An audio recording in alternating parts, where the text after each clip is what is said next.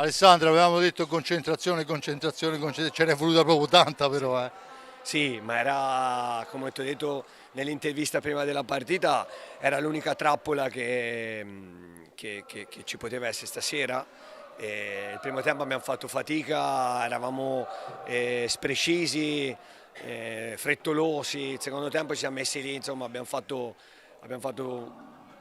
tre o quattro cose insomma, fatte a tempi giusti, abbiamo preso poi il vantaggio e l'abbiamo portato a fondo. E molto probabilmente se si fosse stati un pochino meno frettolosi nel primo tempo sarebbe magari finita con un pochino più di scarto, però sono contento dell'impegno che ci hanno messo.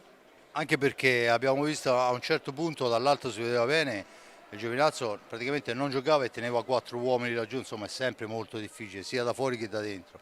Nonostante ciò abbiamo visto anche dei gol veramente spettacolari stasera. Sì, sì, ma Giovinazzo ha fatto la sua onesta partita e doveva fare una partita del genere. Il portiere onestamente ha parato e noi siamo stati sprecisi, abbiamo fatto tanti tiri, lo dicevo ora negli spogliatoi, abbiamo fatto tanti tiri fuori dallo specchio della porta, che non è consuetudine per noi, però insomma abbiamo fatto anche giocate belle, bei gol.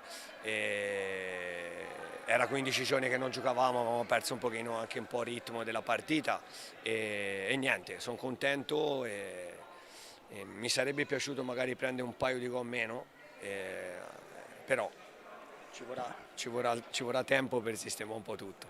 Adesso abbiamo 7 giorni, 6 giorni per preparare insomma, un impegno decisamente più gravoso, almeno sulla carta. Sì, sì, è così, abbiamo un impegno importante, abbiamo un girone duro, sappiamo che andiamo a affrontare l'Igualada e la prima partita che sarà fondamentale. I ragazzi stanno bene, sono consapevoli della situazione e niente, dobbiamo arrivare lì nelle migliori condizioni.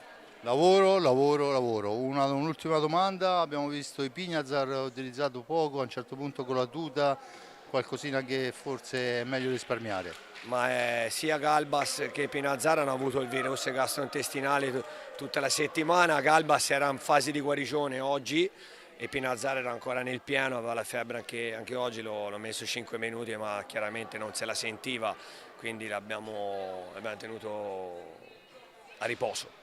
Va bene, buona questa, 3 punti incamerati, noi insomma torneremo a lottarci per questa Champions, ti ringrazio. Grazie a voi e aspettiamo un grande pubblico per il fine settimana. Senza ombra di dubbio ce l'auguriamo tutti. Ciao, grazie Alessandro.